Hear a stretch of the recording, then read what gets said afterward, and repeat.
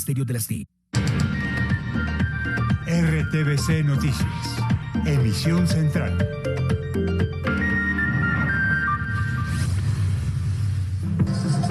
Otra reforma que inicia trámite. A esta hora el presidente de la República entrega el texto de la laboral en un evento en plaza pública. Sindicatos y gremios están en la Plaza de Armas. Tenemos reacciones y les explicaremos cómo puede cambiar la vida de los trabajadores. RTBC Noticias en el Bajo Cauca antioqueño, donde se viven los rigores del paro minero. Acompañamos una de las caravanas humanitarias que avanza fuertemente escoltada. RTBC Noticias recorrió 4 municipios. En algunos locales todavía se ve el desabastecimiento. Información en directo en minutos. La policía explicó el operativo con más de 5.000 hombres en la zona afectada por el paro. La misión es evitar nuevos actos de vandalismo. RTBC Noticias acompaña a los familiares de las víctimas y habitantes del municipio de Sutatausa en Cundinamarca, luego de la tragedia que dejó a 21 mineros de carbón muertos. Naciones Unidas dice que el cultivo de coca en el mundo subió 35%. Colombia es uno de los principales centros del narcotráfico. El ministro de Defensa respondió al informe de la ONU. Dice que el número de hectáreas erradicadas no es un indicador eficaz. Hay reacciones de distintos sectores a la ley de sometimiento. Les explicamos cuáles son los puntos que generan polémica y la respuesta del gobierno. Es un acuerdo nacional para ver cómo el presidente de izquierda se arrodilla. El presidente de la República dijo que la paz total es un acuerdo colectivo, base de las reformas sociales.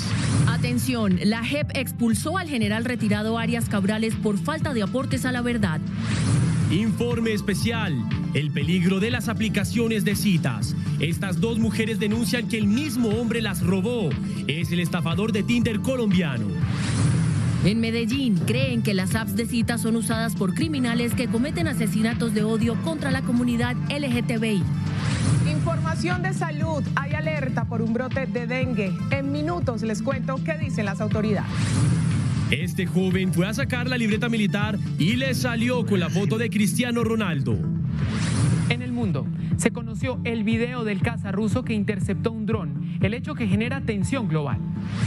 Y en deportes, jornada de mucho ciclismo. Juan Sebastián Molano ganó en Francia. El Astana podría indemnizar a Superman y los compañeros de Egan celebran su regreso a la competencia. Y en oportunidades hay opciones para hacer un doctorado en Taiwán. Guillermo del Toro fue elegido por Netflix para rodar la nueva película basada en Frankenstein o El Prometeo moderno, la novela de Mary Shelley.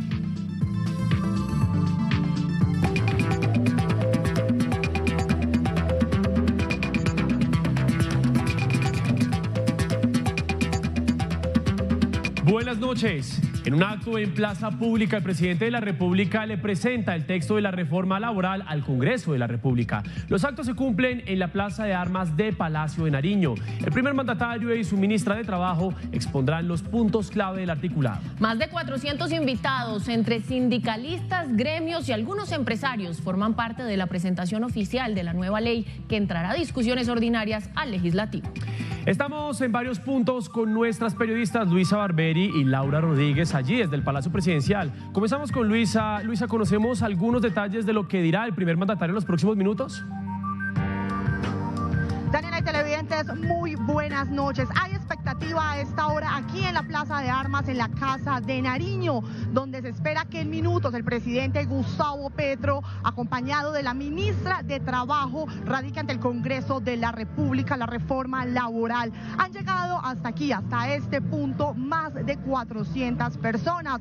Hacen parte aquí también los sindicatos que han acompañado todo este proceso de construcción de este texto que será radicado en el Congreso de la República y que aún no se conoce cuál es ese texto final y cómo quedó. Hace pocos minutos el presidente Gustavo Petro en su cuenta de Twitter escribió: listo para radicar la reforma laboral. Este trino lo acompañó de una foto de cómo se ve en estos momentos la Plaza de Armas aquí en la Casa de Nariño. El presidente Gustavo Petro aún no llega a este punto porque estaba participando en una cumbre en Pro Antioquia, pero se espera que en los próximos minutos haga su ingreso a este lugar de su discurso protocolario para erradicar entonces esta reforma ante el Congreso de la República. Aquí las personas mantienen la expectativa por conocer el texto final de este proyecto.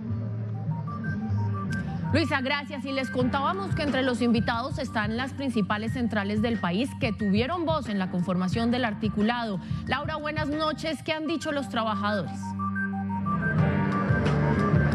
Daniela, muy buenas noches para usted y para todos los televidentes. Sí, pues las centrales obreras aseguran que están de acuerdo con la mayoría de propuestas del gobierno, mientras que los empresarios tienen bastantes desacuerdos con el proyecto de ley. En lo que sí concuerdan ambas partes es que buscan generar mayor oferta laboral formal para los más de 5 millones de desempleados. Las centrales obreras manifestaron que están de acuerdo en un 95% con la reforma laboral, pues buscan mejores condiciones laborales. Pero uno diría que la columna vertebral de la reforma laboral es el contrato de trabajo a término indefinido como la regla general de las relaciones laborales. Sobre los encuentros con los empresarios, las centrales obreras indicaron que aunque fueron reuniones amenas, no se lograron acuerdos. No hubo un consenso y no lo podría haber en razón a que se estuvo insistiendo en mantener medidas de flexibilización laboral. Y nosotros lo que queremos es seguridad en el trabajo. Por su parte, la ministra de Agricultura sostendrá en los próximos días un encuentro con la ministra de Trabajo para poder abordar el tema de la informalidad en el campo colombiano. Me falta mirar un poco qué pasa en el sector rural con la reforma, ya que debe trabajar con ella. Los empresarios señalaron que en su momento se pronunciarían, pues buscan lograr mejores acuerdos que no perjudiquen el aparato productivo. Bien, veamos los puntos clave de la reforma laboral. Se contemplan límites a los contratos por prestación de servicios y a término fijo. Les explicamos, las empresas no podrán utilizar estos modelos de contratos para actividades permanentes. Es decir, lo que se busca es impulsar los contratos a término indefinido. ¿Qué dice en materia de horarios, de horas extras y de salarios? El horario diurno solo sería hasta las 6 de la tarde, es decir, que el horario nocturno empezaría 3 horas antes de lo que está actualmente. Sobre el pago de las horas extras, la reforma busca que los trabajadores sean remunerados con un recargo del 100%. Esto quiere decir, por cada hora extra recibirán el doble de lo que vale una hora ordinaria de su trabajo.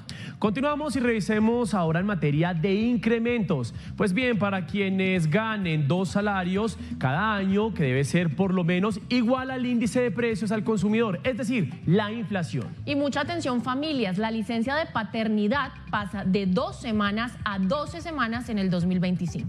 Esto, hay que decir, sería progresivo. En 2023 incrementará a 5 semanas, en 2024 subiría a 8 y en 2025 alcanzaría las 12 semanas finalmente.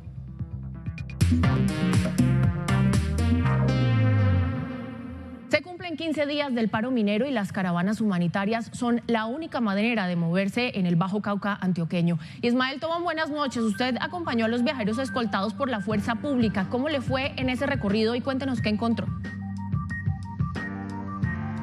Hola Daniela, televidentes, estamos a esta hora saludándoles desde el municipio de Tarazá. Lo que nos encontramos en el trayecto entre el municipio de Yarumal, el norte del departamento de Antioquia, es absolutamente desolación, zozobra en la vía, entendiendo que es una zona, por supuesto, muy álgida en materia de orden público, donde cerca de 60 efectivos de la fuerza pública acompañó esa caravana humanitaria hasta aquí, hasta el municipio de Tarazá, y posteriormente otros uniformados continuaron hasta el municipio de Caucasia. La gente, por supuesto, poco a poco empieza a reabrir su comercio, pero más que todo, sin duda, pues están muy positivos sobre los resultados que están empezando a generar estas caravanas humanitarias. Este fue el panorama que nos encontramos en nuestro recorrido durante la tarde de hoy. La caravana humanitaria salió desde Yarumal rumbo a Caucasia. Un fuerte despliegue policial escoltó más de un centenar de vehículos por toda la troncal a la costa Caribe. El poco tránsito de vehículos en la vía es la muestra de la tensión que viven los municipios del Bajo Cauca. Primeramente Dios y después la buena voluntad de las personas que lo dejen pasar a uno, que nos dejen pasar y no haya ningún inconveniente. Independientemente de cualquier cosa, es el miedo. Eso puede haber mucho policía, pero nos tiran un roquetazo de arriba y no hay policía que valga. Son unos 160 kilómetros de carretera que unen a Yarumal con Caucasia. Los transportadores han encontrado presencia permanente de la fuerza pública en todo el eje vial. Bueno, hemos ya hecho más de 56 caravanas humanitarias que tienen como propósito que se abastezcan estos municipios que durante estos 15 días, especialmente los primeros días, tuvieron dificultades de ingreso de alimentos. En la región se mantienen 10.000 efectivos de la fuerza pública para garantizar la tranquilidad del Bajo Cauca. Ismael, cuéntenos por favor por qué se ven tan solas las vías. Mire, Daniela, le voy a mostrar el panorama de esta hora. Esta es la troncal a la costa caribe colombiana. Hacia arriba queda el municipio de Tarazá y hacia nuestras espaldas queda el municipio de Caucasia. Incluso estamos a pocos kilómetros del peaje que fue atacado la semana pasada por violentos durante este paro minero. Es la zozobra. Muchos comercios poco a poco pues han ido restableciendo de nuevo su actividad. Otros han tomado la decisión de cerrar muy temprano porque continúa, por supuesto, el miedo, la zozobra de lo que pueda pasar pese a que aún no se ha levantado el paro minero. Aún continúan algunas estaciones de gasolina prestando servicio a esta hora, pero sin duda el miedo, la zozobra de lo que pueda pasar sigue rondando aquí en la población del municipio de Tarazá, Antioquia. En Tarazá, Antioquia, el comercio poco a poco entra a la normalidad. La fuerte presencia de las autoridades en la población ha permitido que droguerías, supermercados y estaciones de gasolina se reactiven. Ya afortunadamente ya las caravanas humanitarias empezaron a llegar al municipio, ya hay víveres en los locales comerciales, ya no tenemos la problemática que teníamos en estos días con tema del gas domiciliario. Para Dolfari Graciano, dueña de una tienda, los 15 días de paro y bloqueos ha generado escasez de alimentos. El tomate estaba a 3.500, ahora está a 4.000. Por las calles de Tarazá se respira una tensa calma y sus habitantes retornan progresivamente a sus actividades cotidianas. No cerrar ni nada por el estilo, estamos trabajando normal. De acuerdo al comportamiento del orden público, se espera que el próximo martes en Tarazá se reanuden las actividades académicas. Pese a que aún no se ha levantado este paro minero y que aún los negociadores continúan dialogando con el gobierno nacional, pues los ciudadanos, los habitantes del Bajo Cauca antioqueño continúan pues muy a la expectativa de la solución que se pueda dar a este paro minero. Tuvimos la posibilidad también de hablar con el alcalde de esta población y nos ha comentado que de alguna manera poco a poco se va restableciendo de nuevo la normalidad, el tránsito de vehículos al menos para las zonas rurales de Tarazá, como también el comercio y el abastecimiento de alimentos y medicamentos, que era la preocupación que tenía el gobierno local de Tarazá. Información que por ahora les entregamos desde el Bajo Cauca antioqueño. Ismael Tobón, RTVC Noticias, conectados 24/7.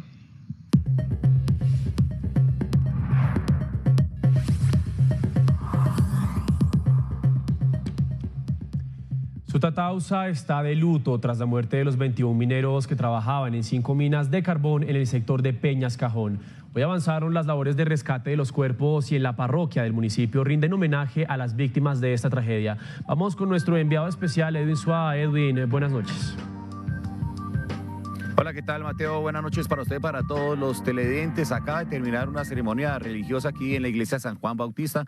Muy bien lo decía usted, rindiendo homenaje a estas 21 víctimas. Hay otras personas que las están velando, las víctimas fatales se están velando muy cerca de acá, unos 35 minutos exactamente en el municipio de Ubaté, pero se espera que en este fin de semana se lleven las exequias y los respectivos entierros. Algunas personas en Ubaté y otras aquí en el municipio de Sutatausa. Estuvimos acompañando a los familiares de las víctimas, también a las autoridades competentes, en este caso a la ministra de Minas, que llegó a hacer un recorrido, hizo varios anuncios importantes y sobre todo el apoyo moral, psicológico y también económico para los seres queridos, los familiares de estas personas que perdieron la vida. Una cámara de seguridad captó el momento de la fuerte explosión. La onda expansiva iluminó el cielo de la vereda del Cajón en Sutatausa. Uriel, trabajador de la zona, no se cansa de darle gracias a la Virgen del Carmen, patrona de los mineros. Había cambiado el turno con su hermano, quien logró escapar de la muerte. Que hace una explosión, entonces ellos se alertaron más, todos los compañeros se reunieron y todos entonces arrancaron a salir por la mina vecina, que está comunicada, y por ahí pudieron salir bien. En su celular guarda con cariño y a la vez tristeza las fotos de sus compañeros y amigos, víctimas mortales de la tragedia. Uno de ellos iba a ser padre de familia. Mejor dicho, la mujer estaba en poquitos días de alentarse. Uriel era consciente que los 10 mineros que habían quedado atrapados no iban a sobrevivir y así ocurrió. Todos estaban en minas diferentes. Las últimas personas que fueron evacuadas estuvieron en la mina Los Chocos, mina El Eléctrico y mina El Pedregal. El presidente Gustavo Petro afirmó que la tragedia se produjo por algo más que un accidente laboral. Pero también es una falla social, es una falla gubernamental, es una falla. Así, sin operatividad, por al menos un mes durarán cerca de 49 minas de este sector del municipio de Sutatausa, mientras las autoridades investigan la verdadera causa que produjo la fuerte explosión que acabó con la vida de 21 mineros. La ministra Vélez agregó que el objetivo principal es hacer una fiscalización general a todas las minas para que se pueda dar un parte de tranquilidad y así evitar nuevos accidentes. Y precisamente para darle tiempo a esa investigación, la Agencia Nacional de Minería el día de ayer en horas de la noche ha suspendido temporalmente la operación minera para poder avanzar en las medidas que sean necesarias. Las autoridades agradecieron a los organismos de socorro y habitantes de la vereda del Cajón que, aunque golpeados por la tragedia, ayudaron en las labores de rescate. El cultivo de coca subió un 35%, alcanzó un nivel récord según el informe de la ONU sobre el tema que ubica en Colombia su principal producción. El ministro de Defensa ante esto y desde el Consejo de Seguridad en Cúcuta respondió a los cuestionamientos de la ONU. Y dijo que el indicador de número de hectáreas erradicadas no es eficaz y que trabajan para que Colombia no pierda la certificación de Estados Unidos.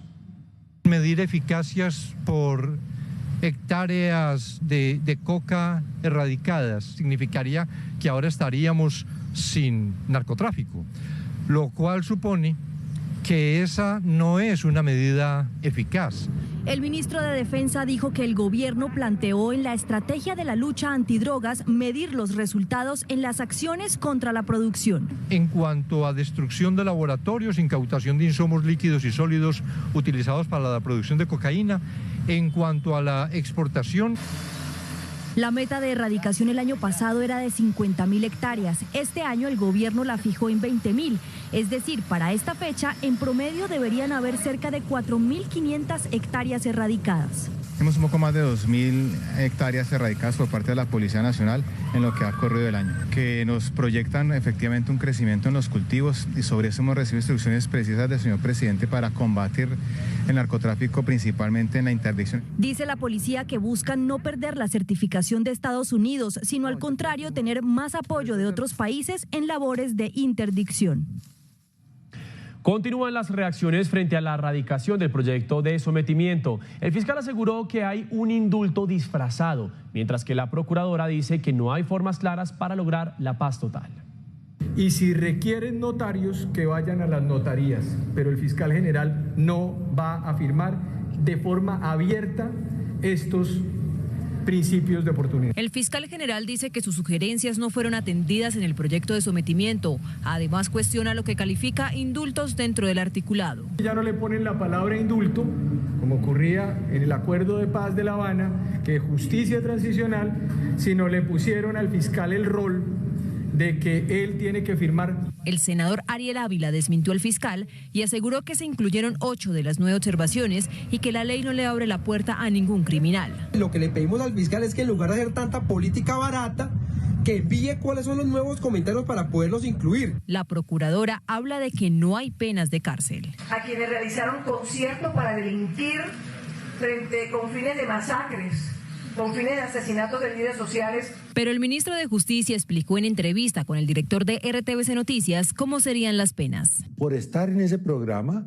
y haber aceptado esas condiciones, se les sustituye la pena por una de 6 a 8 años de cárcel, en las cárceles normales que tiene el IMPEC, más 4 años de libertad vigilada con actividades de reparación a las víctimas. La Corporación de la Excelencia de la Justicia apoyó las críticas realizadas por la Fiscalía y la Procuraduría. Nos preguntamos si con base en el mismo se está beneficiando a los victimarios y no a las víctimas.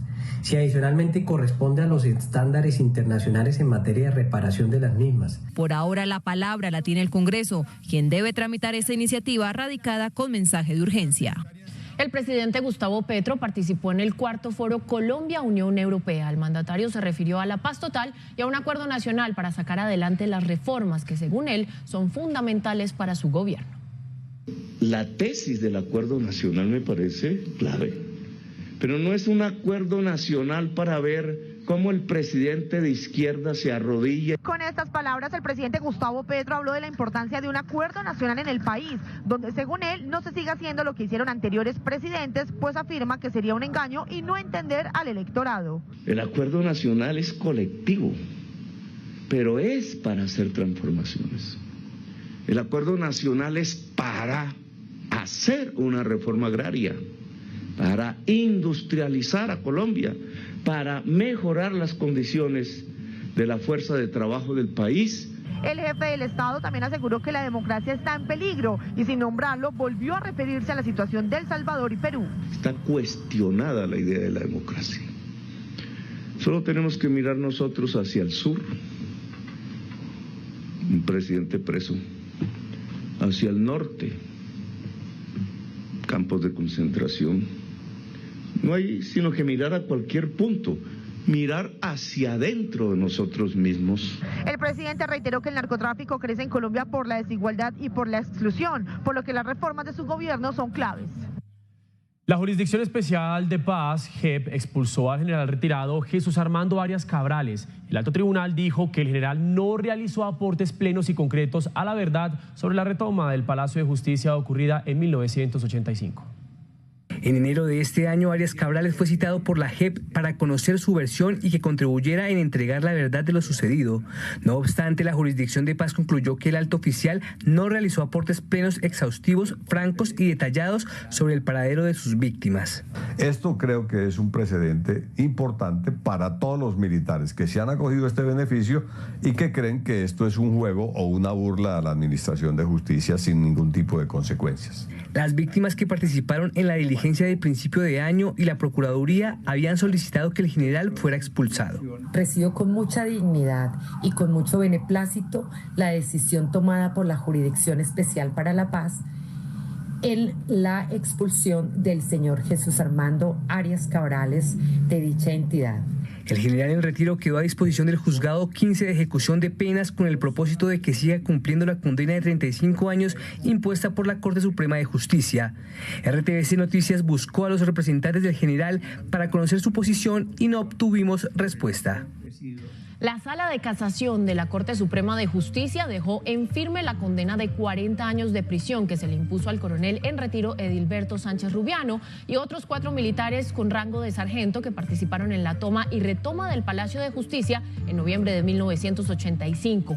La Corte no admitió el recurso que interpuso la defensa de los militares y dejó en firme el fallo en el que se señaló que los hoy condenados fueron responsables de la desaparición de Carlos Augusto Rodríguez Vera, Bernardo Beltrán Hernández y también de la militante del M-19 Irma Franco Pineda.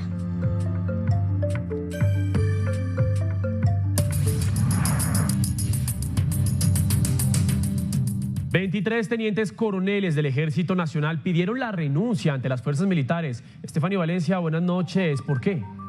Mateo, muy buenas noches. Esta es la segunda renuncia masiva en menos de una semana. En la resolución dice que se trató de una solicitud propia de los uniformados y no por orden del presidente de la República u otras instancias. Según el Comando General de las Fuerzas Militares, en lo que va del año han renunciado 123 militares y a ellos se suma más de 30 policías que días atrás se retiraron de la institución.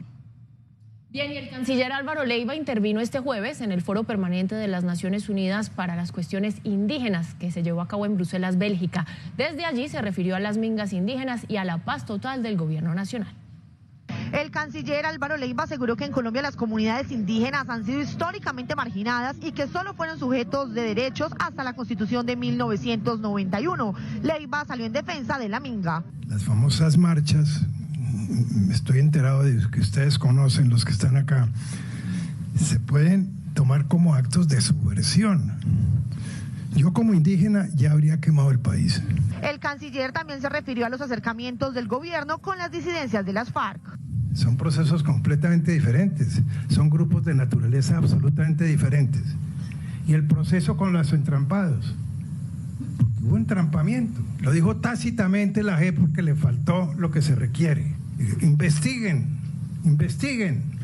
¿A quiénes? A los de la fiscalía anterior. Según Leiva, él ha hablado con todos a quienes llamó desordenados y los alzados en armas en Colombia. Y aseguró que el Estado también tiene alzados en armas.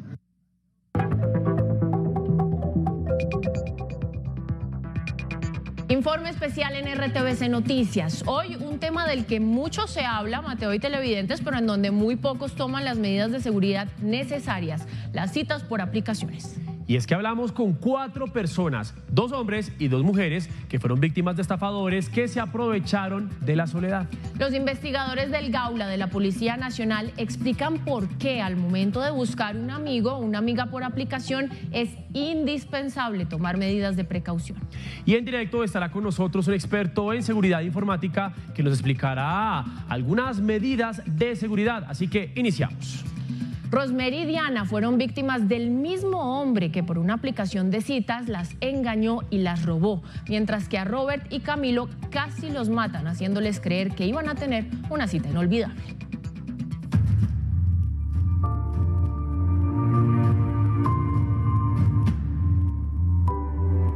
Él era muy pulcro en su vestir, era alto, moreno, trigueño, recuerdo mucho, era muy caballeroso, olía muy rico, sus uñas arregladas. Así describe Rosemary a quien en algún momento llegó a considerar como el amor de su vida. Hacer match con esa persona, como se dice en redes sociales, semanas después sería una pesadilla o mejor dicho, un fraude emocional. Yo tuve una desventaja, es de confiar en la persona, nunca supe dónde vivía. Solamente era por celular y WhatsApp totalmente. En el perfil se veía muy interesante la persona y pues nos pusimos a hablar, a chatear y pues nos conocimos. Y como ya había un poquito más de confianza, pues yo de amabilidad le ayudé a comprar un celular. Y después me pidió prestada la computadora. Ella habla de David Steven, un hombre al que considera físicamente atractivo y seductor. No lo conoció en un bar, tampoco en un centro comercial, ni en la calle. La primera cita fue por una aplicación y después siguieron hablando por WhatsApp. Suficiente para que en pocos días este hombre se ganara su confianza y cariño hasta lograr su cometido, estafarlo. No me quería devolver ni la plata del celular porque dijo que supuestamente me lo iba a pagar en cuotas. Y el computador que tampoco, que la empresa tenía que... Me metía un poco de mentiras y ya no me contestaba. Diana es otra víctima de este presunto estafador. A pesar de los intentos de seducción por parte del hombre, no logró enamorarla. Sin embargo, no escapó del robo más grande que le han hecho. Sí, es una persona que se gana la confianza de las personas, en especial las mujeres. Yo tenía $1.500. Yo le comenté una situación, que yo acababa de llegar de fuera del país, que me acompañara a cambiar esos dólares. Él se dio cuenta cuando yo metí los 15 billetes de $100 y ya yo estaba lista para salir. Mientras yo me cepillé los dientes, cuando salí la puerta estaba abierta y pues ya ahí está todo lo del video que me suministró la administración. Salió corriendo con la plata y me robó. Al percatarse del robo, Diana aprovechó sus redes sociales para exponer lo que le había sucedido. Su publicación tuvo tanto impacto que lo que descubrió la dejó atónita. Puse la denuncia formal en la fiscalía y a raíz de las denuncias que yo hice por redes sociales salieron 2 víctimas más. A mí me escribieron dos señoras más y me dijeron que lo conocían, que también las había robado. En el Facebook publicaron una demanda del robo y hubo un video, yo lo miré y la persona que denunció dijo que necesitaba información. Diana no pierde las esperanzas de encontrar a este sujeto y espera que algún día las autoridades lo capturen y recuperen su dinero. La gente me dice pues que eso tiene, digamos que hay como esperanzas porque sí son los datos de él.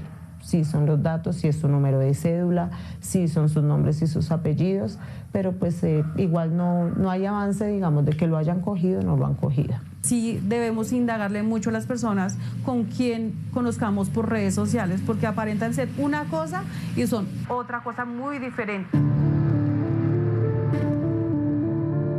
Perfiles falsos, mujeres defraudadas y estafadas son solo una abreboca de lo que resulta ser un universo digital del crimen.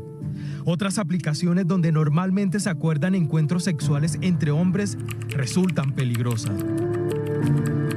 Para Robert, este fue el método más accesible para querer disfrutar de un momento de diversión.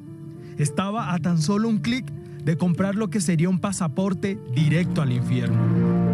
Alguien que se hace pasar por otra persona me contacta, acordamos caer en un hotel, yo llego al sitio como si fuésemos a encontrarnos, llega esa persona a atacarme, a vulnerarme, a pedirme que me quite la ropa, a pedirme que le entregue todas sus cosas, que empieza a amenazarme, empieza a esculcar en mi teléfono, a llamar a personas a extorsionarlas. El joven asegura que diferentes organizaciones criminales operan mediante esta aplicación para cometer crímenes de odio dirigidos contra la comunidad LGBTIQ+. Sufrí durante un buen rato por cuenta de estas personas que estaban abusando o utilizando estos medios para contactarme a un encuentro sexual. El objetivo era otro, sí, era hurtarme o era violentarme. El punto del repique de asesinatos contra la población, especialmente contra hombres gays, con este modus operandi, y la verdad impresiona. En Santa Marta, lo que sería una cita para conocer a un amigo, se le convirtió a este hombre, al cual le diremos Camilo, en el momento más aterrador de su vida. Lo que sucedió fue por Grindr. Intentaba como conocer gente, básicamente, entonces ya había tenido, digamos, contacto con algunas personas y pues no había sucedido nada. Entonces empezamos a caminar. Y ya yo noto como la cosa rara porque ya habíamos caminado algo, digo como que ya la casa donde están. Y cuando ya seguimos caminando un poco más, sale una persona detrás de mí con un cuchillo. Me tiran al suelo, me tapan los ojos y me dicen que le dé todo lo que yo tengo.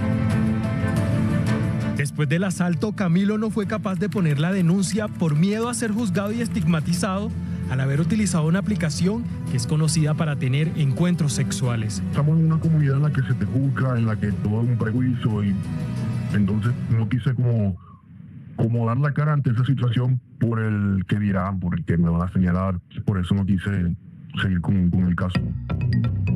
Para Robert, el miedo permanece intacto, tanto que le tocó huir del país para salvar su vida. Para mí eso fue una situación difícil, traumática, que no se la deseo absolutamente a nadie y no para. O sea, no paran los crímenes, los asesinatos, es repugnante todo lo que pasa. Para estas personas el nivel de vulnerabilidad fue alto.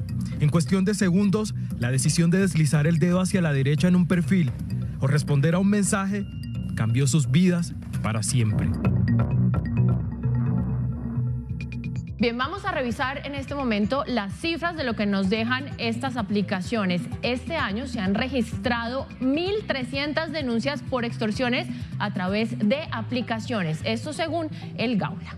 Y también hay que decir, Daniel y televidentes, que en Bogotá la policía detectó las principales localidades donde ocurren extorsiones cibernéticas. La primera es Kennedy, le sigue Suba, luego Engativá y Barrios Unidos. Y a nivel nacional, las ciudades donde más se presentan delitos cibernéticos son Bogotá, Medellín, Cali, Barranquilla y Santa Marta.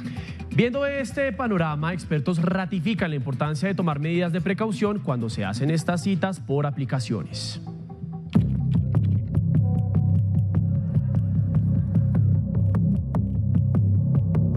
El año pasado en Colombia se reportaron 9.800 casos de delitos relacionados con esta modalidad. En Medellín, algunas organizaciones LGBTIQ+ aseguran que existe una banda que se dedica al hurto, extorsión y asesinato de jóvenes gay.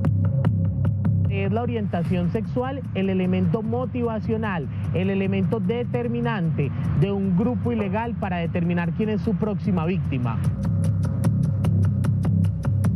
Es decir, identifican con gran certeza que es más fácil hurtar, extorsionar y hasta violentar a una persona si asume públicamente o si vive unas formas de relacionamiento como nuestra población LGBTI.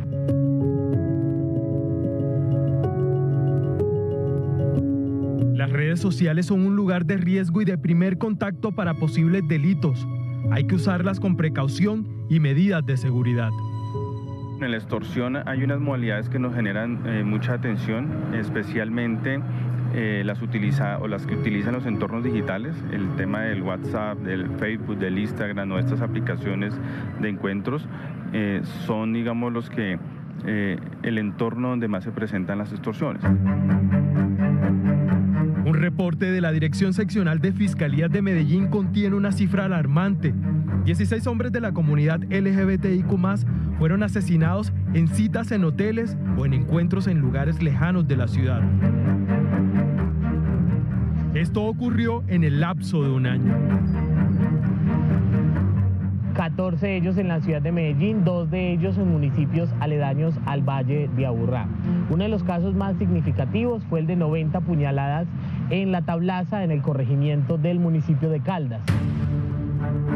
Las autoridades analizan estrategias para que las personas sean más cautelosas y no caigan en las trampas de estos criminales. Si en lo posible podemos tener una persona de confianza que sepa a dónde vamos a ir, con quién nos vamos a encontrar o por lo menos en dónde nos vamos a encontrar con alguien. Utilizar las herramientas de tecnología también es importante. Establezca rutinas de llamadas con seres queridos y use las ubicaciones en tiempo real. Que estemos cada 15, cada 20 minutos, cada media hora enviando una ubicación en tiempo real, habiendo una comunicación permanente. Según las autoridades, el uso de estas aplicaciones aumentó en medio de la pandemia. Cuidado, si en sus publicaciones quedaron consignadas las claves de sus cuentas, puede que alguien esté haciendo un rastreo de estas.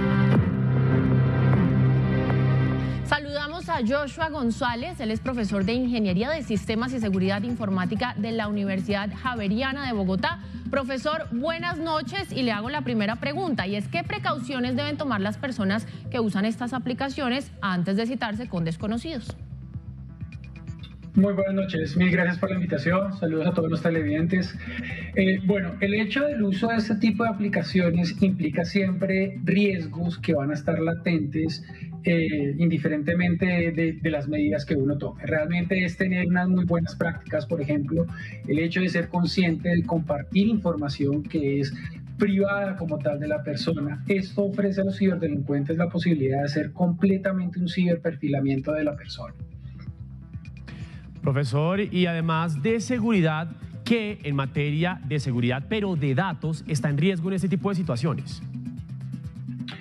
Bueno, si bien este tipo de aplicaciones pide datos, nosotros tenemos que tener en cuenta que las aplicaciones como tal van a tener cierto riesgo de que haya suplantaciones de identidad, de que haya perfiles falsos o de que incluso los mismos delincuentes utilicen esta serie de herramientas para hacer otro tipo de actividades.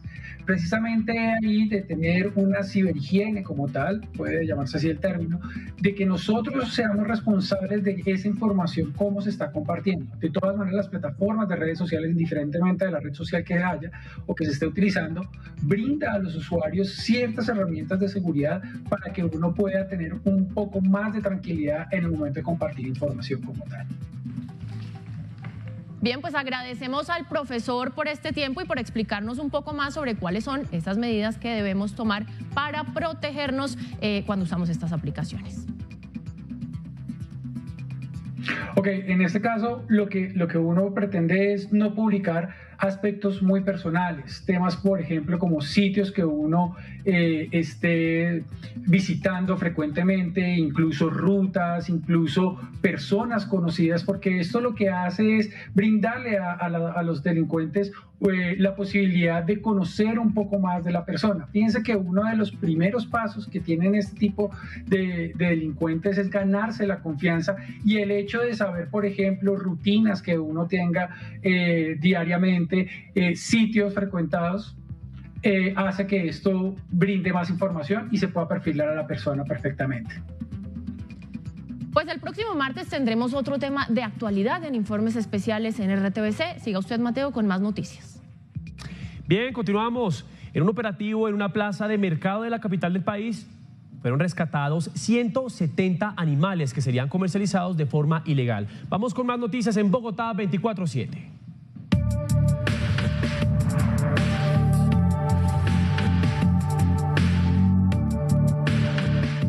La CAR otorgó el aval al Acueducto de Bogotá para que avance en el proceso de contratación de la Petar Canoas. El concepto fue soportado por el Banco Mundial, que otorgó la no objeción del documento para ejecución de esta mega obra. La CAR aportará el 50% de los recursos, la Secretaría de Hacienda el 29%, el Acueducto el 19% y la Gobernación de Cundinamarca el 2%. Con esta obra se podrá descontaminar el río Bogotá. La Secretaría de Cultura radicó en el Consejo de Bogotá un proyecto para eliminar el cobro de impuesto predial unificado para los teatros y museos. Los clubes sociales con predios de más de 10.000 millones de pesos en su avalúo catastral tendrán un incremento del 53% en el predial.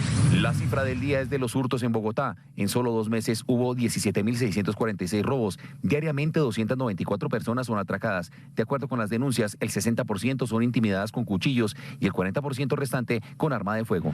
La voz del día es de los habitantes del barrio Francisco Miranda en la localidad Usaquén. Estaban pidiendo a gritos que se hiciera la intervención de un puente peatonal que generaba inseguridad. Cuando llegó la autoridad, encontraron 17 armas cortopunzantes y 23 toneladas de basura fueron retirados. Nosotros no sabíamos que estábamos al lado de doña Juana. Esto es lo que nosotros necesitamos, el gobierno y los territorios. Y presten atención porque esto es de no creer. El Ejército Nacional entregó la libreta militar de un joven bogotano con la fotografía del futbolista Cristiano Ronaldo. Ante la polémica, la institución inició una investigación. Yo entregué todos los documentos de manera física en la carpeta como ellos lo piden, y entre ellos un CD con las fotografías que yo me mandé a tomar con el fondo azul y con todas las medidas que ellos piden. David Godoy dice que 3 meses después del trámite, al descargar por la plataforma su libreta militar digital, se encontró con la fotografía del futbolista portugués Cristiano Ronaldo. Una foto de internet pixelada. Y pues claro, yo quedé sorprendido y dije, pero ¿qué pasó aquí? ¿Dónde están mis fotos? En un comunicado, el ejército responsabilizó al joven. No se debieron adjuntar fotografías que no cumplieran con los requisitos previamente señalados en el proceso de la expedición de la tarjeta militar. Pero David dice que la actualización en la plataforma la hicieron en el distrito militar porque nunca tuvo acceso digital a ese trámite. Entonces yo tengo que darle mi usuario y mi clave y enviarle los archivos por WhatsApp. Y ellos mismos allá actualizan la información y no se dan cuenta que las fotos que están ahí no son las mías. Y tampoco me lo hacen saber en el momento. El ejército aseguró que investigan internamente si hubo o no omisión en los controles de los funcionarios militares.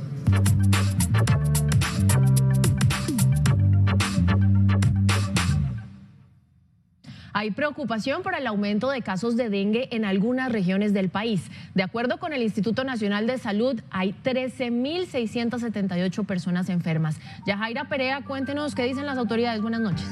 Hola, ¿qué tal? Buenas noches. Las autoridades de salud alertan por brotes en 103 de los 824 municipios con población en riesgo de dengue. Señalan que hay un grupo poblacional que podría complicarse, por lo que esta enfermedad puede ser mortal.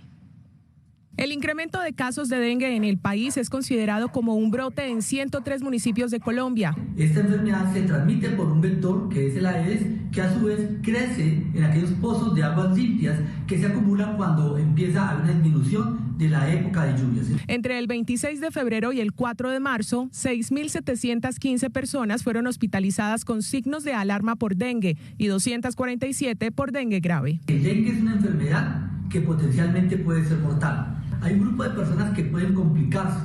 Las regiones más afectadas son Meta, Barranquilla, Sucre, Atlántico, La Guajira y Cundinamarca. Los especialistas hacen un llamado a la prevención. Evitar dejar latas destapadas o cualquier otro utensilio o recipiente que pueda facilitar ese acúmulo de aguas.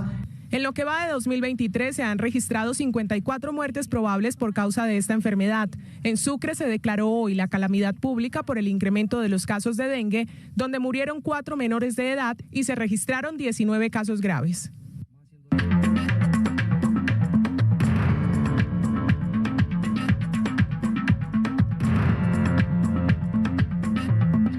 noticias del mundo, en el sitio de internet del Mando Europeo de Estados Unidos se revelaron imágenes inéditas de la agresión a un dron por parte de ese país muy cerca de Ucrania. Camila Bradford tiene todos los detalles. Camila, la vemos y la escuchamos. Buenas noches. 42 segundos es la duración de la escena de la que hemos hablado durante 3 días. La tensión de turno entre Estados Unidos y su geopolítico rival Rusia. El ejército de Estados Unidos mostró cómo fue la interceptación de su avión no tripulado por parte del ejército de Vladimir Putin sobre el Mar Negro.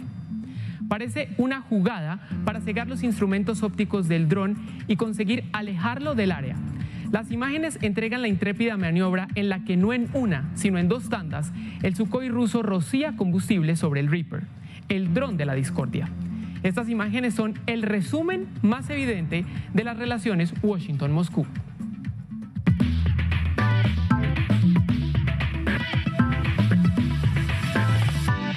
Bienvenidos a la información deportiva. Qué alegría, como siempre, saludarlos aquí desde la ciudad de Medellín. Y cuando tenemos buenas noticias, casi siempre tenemos buenas noticias deportivas, pero en esta ocasión, gracias al ciclismo y a nuestros escarabajos, pues Juan Sebastián Molano se quedó con el Grand Prix de Dumont y nosotros aquí en RTVC Noticias queremos exaltar el trabajo de ellos. Un día después del segundo lugar de Fernando Gaviria en la Milano-Torino, otro colombiano hizo la tarea pero en suelo francés. A 2 kilómetros de la meta del Grand Prix de Dunenne y con un grupo de fugados de 5 ciclistas, Juan Sebastián Molano se perfiló de la mano de su gregario Mikel Bjerg y tras un embalaje memorable, el colombiano del UAE Team Emirates se consagró campeón tras 194.7 kilómetros. Este es su primer título desde el 2018. La felicidad del regreso a competencia no solo invade a Egan Bernal. Después de 6 meses vuelve a las carreteras del viejo continente y tras superar los problemas en su rodilla izquierda, su compañero de equipo y quien seguramente será su gregario en la Vuelta a Cataluña, Jonathan Castro Viejo, le dedicó una publicación en Instagram. El próximo lunes comienza la Vuelta a Cataluña. Será un placer volver a competir junto a mi compañero y amigo Egan Bernal. La primera etapa será en Sant Feliu de Llobregat, de 164 kilómetros con 4 puertos de segunda y tercera categoría. Son días buenos para Miguel Ángel López. Tras ganar la Vuelta a Tolima y comenzar el 2023 con varios títulos, la demanda que Superman impuso a Astana Team por su despido injustificado de la escuadra kazaja en medio de la investigación por supuesto tráfico de medicamentos podría salir a su favor. Mientras tanto, el colombiano se alista para varias competencias en el país y en Sudamérica. Y ahora hablamos de fútbol profesional colombiano porque Hernán Darío El Bolillo Gómez ya comenzó como entrenador del Junior de Barranquilla, ya comenzó entrenamientos y tiene la difícil tarea de sacar de la crisis al equipo tiburón. El hombre llegó y de inmediato se quiso echar al bolsillo a los hinchas. A cualquier técnico le motiva a venir aquí al Junior, no solo a mí, sino a cualquier técnico. Yo muchas veces estoy en conversaciones y bueno, aquí me llegó la hora a mí. De inmediato se fue al sitio de entrenamiento donde exhibió su nueva camiseta. En la cancha saludó y habló con sus dirigidos para conocer sus sensaciones debido al mal momento que pasan. Tienen el convencimiento que lo van a voltear, que están para eso, que tienen pena con la afición, pena con ellos mismos, con la familia. En el entrenamiento, mirada atenta para corregir, porque con trabajo y aguante se sale de las crisis. Muy poquitas veces, por no decir nunca, vi al Junior en una posición de estas, que no es normal. Y con respecto a los comentarios externos de hinchas y prensa, declaró fiel a su estilo. Yo no cojo el teléfono y no para hablar por teléfono para nada más. No sé ni qué hablan.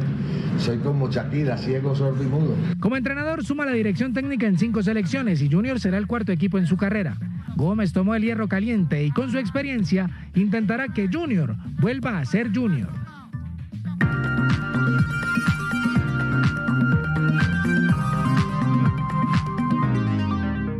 Bienvenidos a otra clase 101 en RTVC Noticias. Quiero aprovechar que Guillermo del Toro fue elegido para rodar la nueva película de Frankenstein que estaba preparando Netflix para que hablemos de Frankenstein. El personaje nace en 1818 cuando una autora inglesa que se llama Mary Shelley, que ustedes están viendo ahí, escribe una novela que se llama Frankenstein o El Prometeo Moderno. Aquí está la portada.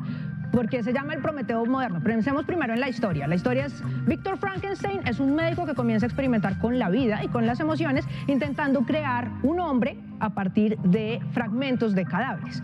Ahora pensemos en quién era Prometeo.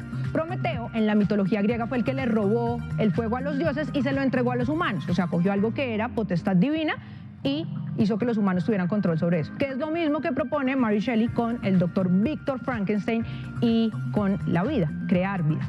Pues bueno, resulta que este es un monstruo bien particular porque no es un monstruo malo por naturaleza. Resulta que nace, Víctor Frankenstein se asusta y lo deja abandonado, ni siquiera le pone nombre, y él tiene que ingeniárselas para sobrevivir, para alimentarse. La gente comienza a rechazarlo, a maltratarlo, a ser violento. En la novela todo el tiempo se refieren a él como el miserable, como el monstruo, como el marginal, y comienza a volverse violento a punta de esas violencias. Se le ocurre que la única solución es buscar a este doctor para que le haga una compañera igualita a él y que él no esté solo. Y en esa búsqueda pues termina asesinando gente, pero hay algo además adicional y es que se siente culpable. ¿Cuándo comienza a volverse malvado? En el cine. En 1931 se crea la primera película de Frankenstein que la dirige Boris Karloff, y ahí el monstruo, uno, ya se llama Frankenstein, él dice, bueno, si es el hijo de Frankenstein, pues entonces se llama Frankenstein, y dos, ya es malo. Vean ustedes este fragmento. The monster created by a man they called Mad is turned loose to strike terror into the hearts of men. Luego, en 1957, hay otra protagonizada por Christopher Lee que tiene la misma lógica, que es esta.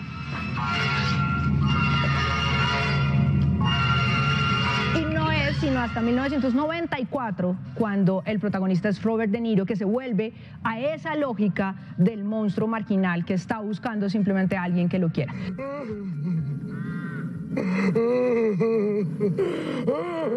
Después del cine pasamos a la música. La música también tiene canciones inspiradas en Frankenstein. Hay una muy popular que se llama precisamente Frankenstein, que es de Lenny Kravitz, y en el coro dice, yo solo busco a alguien que me sepa querer. Y es eso.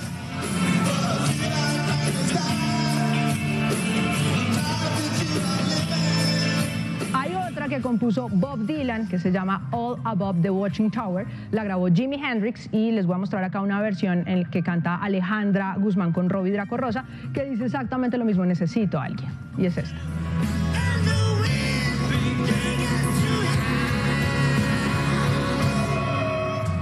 Y hay una tercera que seguramente ustedes ya han escuchado varias veces, que es Somebody to Love de Queen, y para no quedarnos sin piano y sin música, esa va por cuenta mía.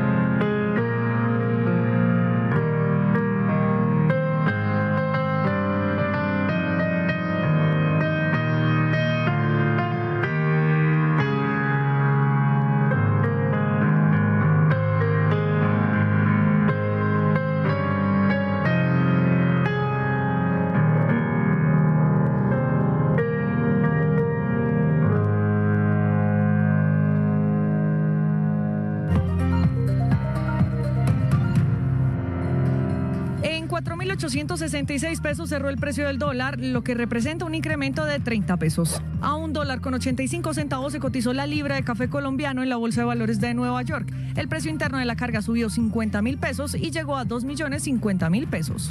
3,9 millones de vehículos y 1,3 millones de pasajeros en terminales de transporte se movilizarán durante el puente festivo, según cálculos del Ministerio de Transporte. 2,7 millones de pasajeros viajaron al interior del país en enero de 2023, lo que representa una leve disminución frente al mismo mes del 2022, según ANATO. Capturaron a 2 sargentos del ejército adscritos al batallón de inteligencia por realizar allanamientos ilegales en Tolima. Más hechos del día entre las en regiones y se ha construido reuniones que han dejado ver sus diferencias. La Procuraduría abrió investigación por los presuntos casos de acoso sexual en el Ministerio de Trabajo. La entidad también buscará establecer si la ministra Gloria Ramírez conocía sobre estas conductas. En zona rural de Florida, Valle del Cauca, fue quemado un vehículo de la UNP asignado a un líder indígena. Las autoridades señalan a las disidencias de las FARC como responsables.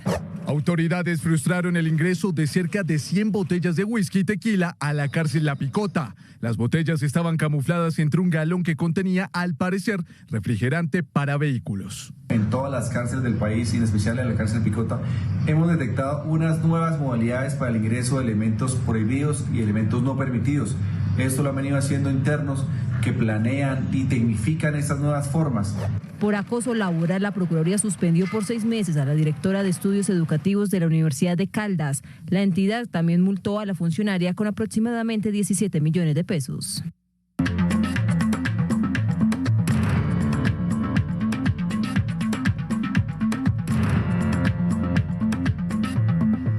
Más noticias del mundo. Autoridades recuperaron en Libia el uranio que el Organismo Internacional de la Energía Atómica de la ONU había reportado como desaparecido. Los contenedores con 2,5 toneladas de uranio fueron encontrados a 5 kilómetros de donde se encontraban almacenados. Más noticias del mundo a continuación. Con gases lacrimógenos y granadas de persecución, la policía en Atenas, en Grecia, respondió a los ataques con bombas Molotov por parte de un grupo de manifestantes cerca del Parlamento.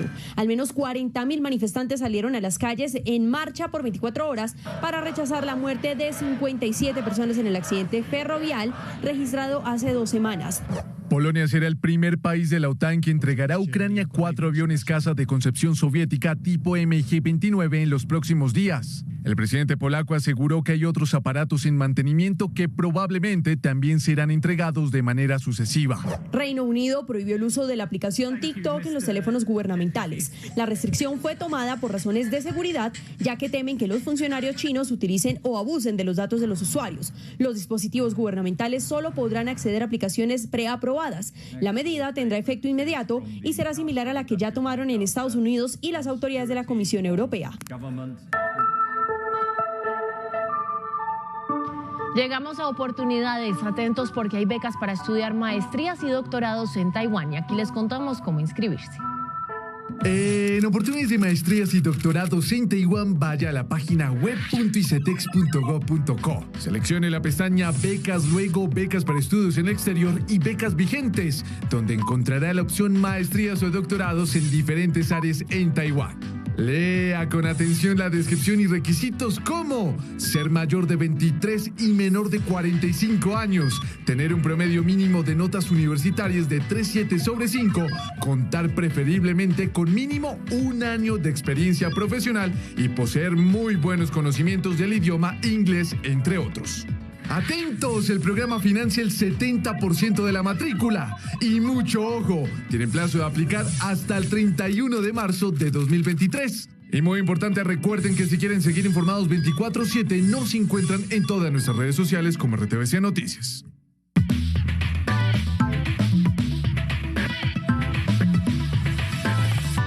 Y seguimos con más información deportiva. La Juventus de Juan Guillermo Cuadrado se clasificó a los cuartos de final de la Europa League. También se clasificó el Manchester United y la gran sorpresa fue la eliminación del Arsenal.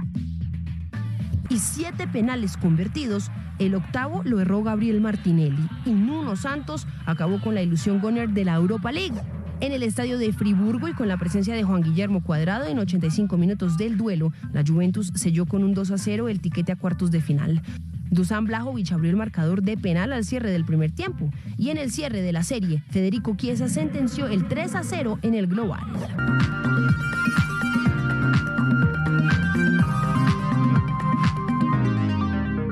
Y también les cuento que hay plan para ir a cine el próximo 23 de marzo y es que se estrena la película Que corre por tus venas. La grabaron en Ibagué y es la historia de una serie de ladrones de cuello blanco que están preparando un golpe precisamente en esa ciudad. Como dato ahí extra y coctelero, les cuento que la música, aparte de la música, estuvo a cargo de Andrés Cepeda. Les voy a mostrar un fragmento del tráiler. ¿Me va a ayudar, sí o no? Sospechoso y todo, pero aguanta. La seguridad del almacén es nuestro compromiso. Hay que mirar las diferentes salidas de los parqueaderos. Todo lo que tenga que ver con la entrada y salida de mercancías. Y además estamos muy orgullosos por los silleteros paisas, porque resulta que se van en una comitiva a participar en un festival que hay en México. Pero todos los detalles los tiene Juan Sebastián Ramírez, Lord Cultura.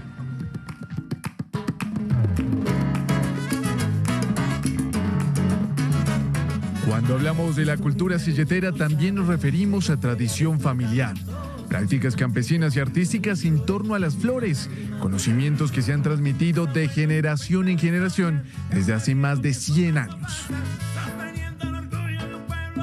Historia que comprende aquellas largas travesías desde el corregimiento de Santa Elena, que sin importar el peso y las largas horas de caminata, era la única forma de salir adelante. Aquella fortaleza fue parte del ADN de cada familia, que hoy en un acto simbólico regresan a la eterna primavera, pero en el estado de Morelos, en México.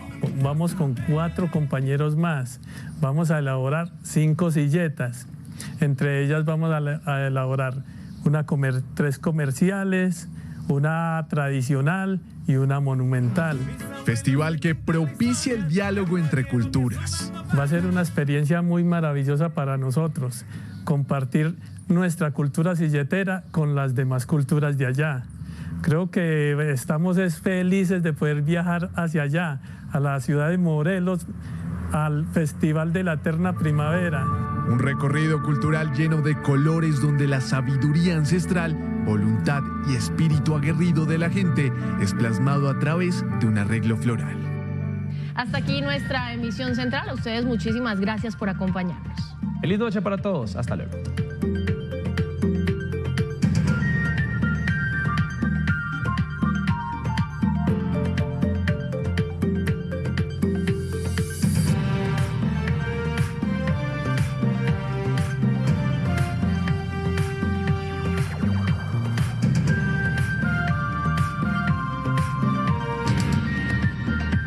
RTVC Noticias, emisión central.